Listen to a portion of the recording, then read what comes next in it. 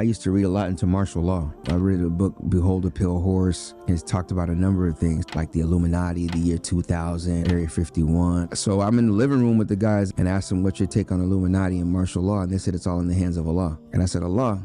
That's when the conversation started. So one day I come over there with this VHS tape. I put the tape in and I played The Purpose of Life by Khalid Yasin. Did all of this synchronization, balance, harmony, variation, design, maintenance, operation, and infinite numeration, and also do these things function perpetually and perfectly, also by chance? After that, I knew Islam was the truth. Shortly after that is when I decided to become a Muslim, and then I told my mother. I can't remember how I told her, but me disclosing to her that I became a Muslim, I was basically kicked out of the house. Why should other people learn about Islam? Life is temporary. Everything will end. Then the next question is, what do I do about it? It's the biggest deal of your life. Assalamu alaikum wa rahmatullahi wa barakatuh. Wa alaikum salam wa rahmatullahi wa barakatuh. Welcome, brother. Good to be here. Good to feel welcome. Alhamdulillah. What's your name and where you from? Name is Abdullah Oduro. I'm originally from Ghana. My mother and father from Ghana, Kumasi to be exact. I'm the first born in my lineage in Texas. Born in Arlington, Texas, basically south of Dallas, roughly, and raised in Houston. So I'm Houstonian. What was your experience like growing up? I was, mother and father in the household. They wanted the American dream. Father initially came to Chicago, then later brought his wife. He became an architect, and my mother was going to school.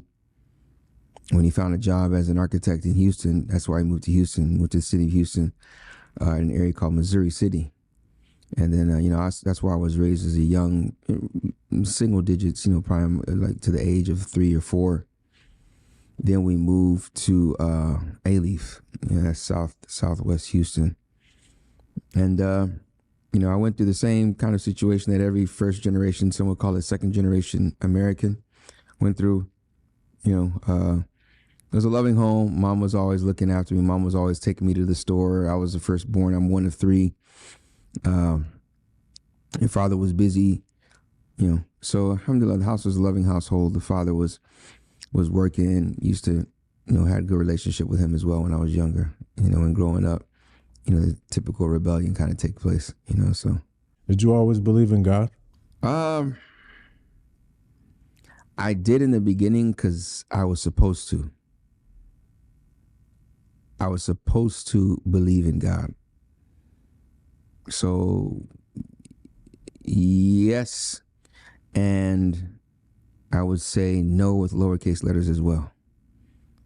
I believe, but there wasn't really conviction, right? So, yeah. Do you come from a religious family?